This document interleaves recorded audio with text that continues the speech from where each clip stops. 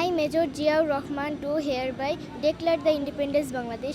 এই কথা বলে আমাদের শহীদ জিয়াউর রহমান স্বাধীনতার ঘোষণা দেন এবং আজকে বিএনপি 47তম প্রতিষ্ঠা বার্ষিকী।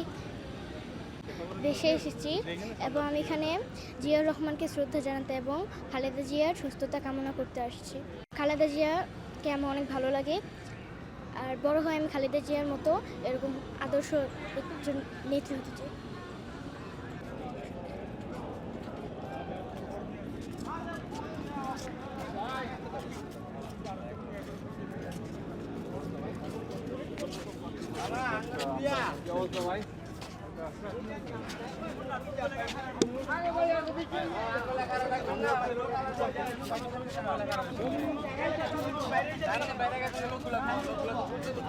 তো 17 বছরে আমরা ঠিকমতো এখানে আসতে পারি নাই, কারণ স্বৈরাচার হাসিনা আমাদেরকে গুলির মাধ্যমে রাখছে, রাস্তায় বের হতে পারি নাই। তো এই যে স্বৈরাচার হাসিনাকে হটানোর পরে বিগত একটা বছর পরে যাওয়ার পরে এখানে শ্রদ্ধা জানানোর জন্য আমার মেয়েকে নিয়ে আসছি।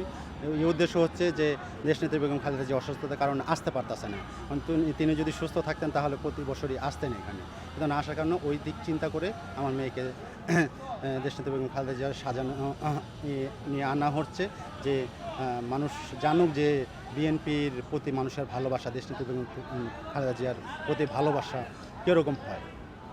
এই জন্য যে মানুষ যাতে বিএনপির প্রতি আরও আগ্রহ থাকে, ভালোবাসতে পারে, দেশনেত্রী বেগম খালেদা জিয়াকে জন্য বেশি বেশি দোয়া করে, এই দিক থেকে